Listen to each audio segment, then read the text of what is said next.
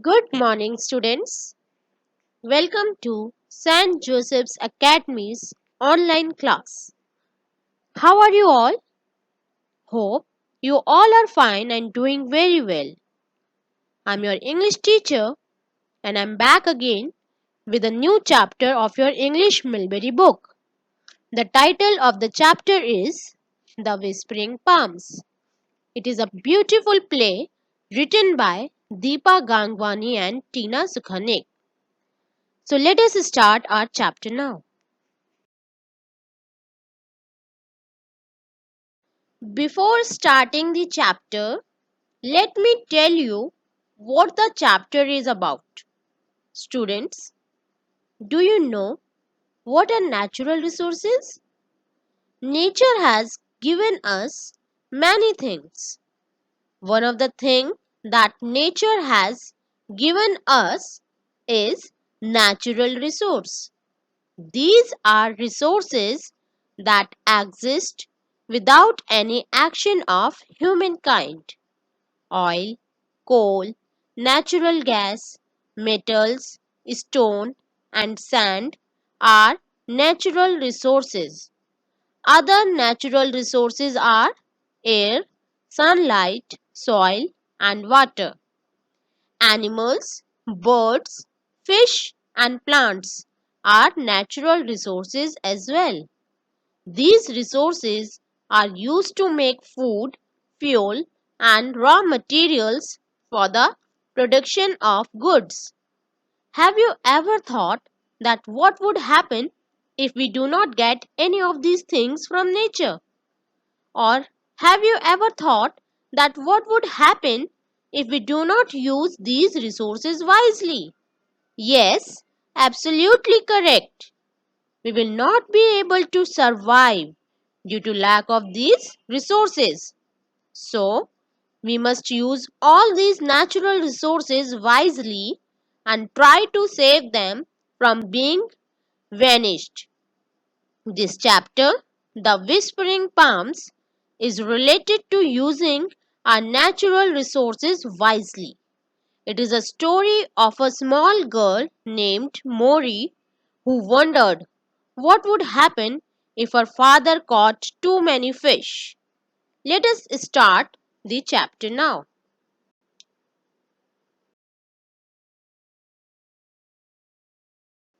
Students, in the beginning of the chapter, an activity is given. This is a fun activity and you students have to do it yourself. In this activity, you can see there are three children who are catching a fish. They are trying to catch a fish. What you have to do in this activity is that you have to match which string goes right to the fish or which child will catch the fish first. Just do it yourself. You will enjoy this activity. Let us read a play about a young girl called Mori who wondered what would happen if her father caught too many fish. This chapter is a play about a young girl named Mori. Her father is a fisherman who catches fish to earn his livelihood. Mori wondered what would happen if her father catch too many fish. She was sure that if it continues, then one day there won't be any left in the sea and her father has to find out another way of earning money. Narrator. Narrator means the person who is telling the story. Mori was a little girl. She lived with her parents in a beautiful coconut grove next to a small blue lake. Her father was a fisherman. He caught fish and sold it in the market to get money for his family. Every morning, the family went to the lake. Mori is a little girl who lived with her parents in a coconut grove. Grove means an area that is surrounded by many coconut trees. Grove means a group of trees. So Mori, a little girl, she lived with her parents in an area which is surrounded by many coconut trees. and that is situated next to a small blue lake. Her father is a fisherman and he earns by selling fish in the market. Every morning they go to the lake. Mother, here is the basket, Mori. Take it to the lake. Your father will bring the fishing net and I will bring the clothes to wash. Narrator. Mori balanced the big basket on her head and went to the lake with her parents. Mori's mother washed the clothes on a stone near the lake. Her father went fishing. When he returned, they collected the fish in the big basket. Now, Mori's mother gave a big basket to her. Every morning, Mori balanced a big empty basket on her head as she walked down to the lake. Her mother followed her with the laundry, means the clothes to be washed, and her father carries the big fishing net. Her mother washes clothes on a stone next to the lake. Mori's father went fishing every day to the Blue Lake. He dragged the net ashore and they collected the fish in the big basket.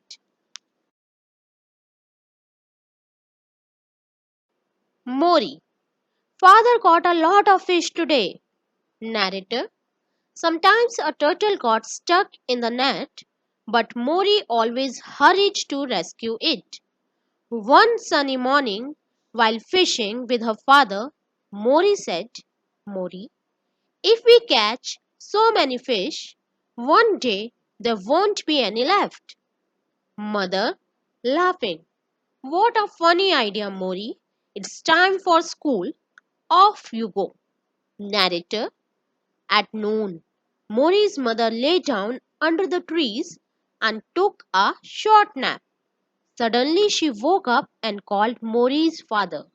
Mother, I had a strange dream. In my dream, I saw a lake with no fish, and the wind in the palm leaves whispered, the waters and the land have always taken care of your family, but now you have to take care of them in return. Now, students, that day also her father caught lot of fish. Mori's father caught lot of fish. Sometimes a turtle got stuck in the net, but Mori always hurried to rescue, means she always runs to set the turtle off the net and save him. One sunny morning, while her father was catching the fish, she had a thought in her mind. She said that if they catch so many fish, one day there won't be any left. Her mother laughed and sent her off to school. After that, under the shade of the trees, Mori's mother fell into an uneasy sleep. Short nap means she was quite tired after washing so many clothes and she just lay down under the trees and she fell asleep. Suddenly she woke up and called Mori's father. She had a dream. She dreamt of a lake with no fish, while the wind in the palm leaves whispered, means spoke very quietly. What they spoke? The waters and the land have always taken care of your family, so you have to take care of them in return. Father, that is right. We have to take care of the waters and the land. But how can we live and earn money if we don't fish? Narrator. All afternoon, Mori's mother sat weaving coconut mats and thinking about her dream. She was confused. She did not know how to bring Mori up without selling a lot of fish. That night, Mori heard her parents whispering as the oil lamp burned deep into the night. The next morning, her father gave her a smaller basket. Mori, why have you given me such a small basket? How can we carry all the fish in this little basket? Now, after listening to that strange dream, Mori's father agreed that it is right and they should take care of the waters and the land. But how will they earn money or can live without selling fish? This was the reply given by Mori's father. All afternoon, her mother sat weaving. Weaving means braiding, bunna, coconut mats, and thinking about her dream. She was worried about the thought that how will they bring up Mori without catching or selling enough fish. That night, Mori heard her parents whisper as the oil lamp burned deep into the night. And the next morning, her father gave her a smaller basket. Then let's see what happened later. Father, we will only take as many fish as can fit into this basket. Narrator, Mori looked puzzled. After filling fish in the smaller basket, Mori went to school. When she returned, her mother was busy. Mori, what are you doing, mother? Now, when Mori's father gave her a smaller basket, she started inquiring about it, like why has he given her a smaller basket, or how can they carry all the fish in that little basket. Her father said that they will only take as many fish as will fit inside that basket. Mori was puzzled and she went to school. When she returned from school, she found her mother was busy with some work. She asked her mother what she has been doing. Mother, I'm making soap and oil from the coconuts. Mori, thrilled. How lovely! I'll climb the tree and pluck more coconuts. Mother, don't pluck them. Let us use what the tree gives us. Father, we have taken only fallen coconuts for these things. Look, we have made this soap with a jasmine flower inside. Tomorrow we will sell it at the market. Mori, what good ideas these are! Now there will always be fish for us in the sea. Now, when she came back from school, she was happy to find her mother making soap and oil from the coconuts. Mori swiftly climbed up a tree to get more coconuts, but her mother cautioned her not to pluck the coconuts as they were going to use only what the tree gives them. Her father added that they have only taken fallen coconuts for these things. They even told her that they have prepared the soap with the jasmine flower inside and they will be selling it at the market the very next day.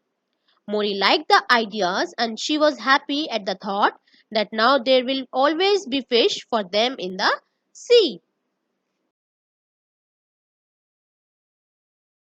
Narrator, from that day, Mori and her parents made brooms from the palm leaves and wove mats from the coconut fiber. They took soap, oil, and only a small amount of fish to the market. When Mori grew older, she learned to carve tiny turtles out of coconut shells and she always wore one around her neck. Now, from that day on, the family made brooms from the palm leaves and wove mats from coconut fiber. Fiber is a material made from the husk. Husk means the covering of the coconut shell.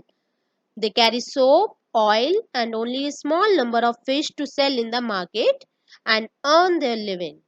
When Mori grew older, she learned to carve tiny turtles, means she learned how to cut coconut shells to make tiny turtles out of them, and she always wore one around her neck.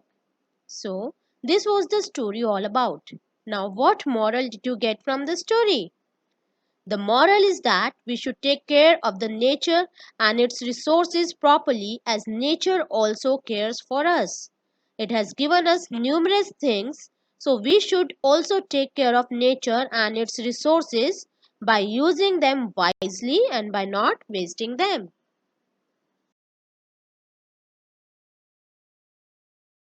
After explaining the chapter, it's time for some homework now. Your homework is to read the chapter again and try to solve the exercises given in the book.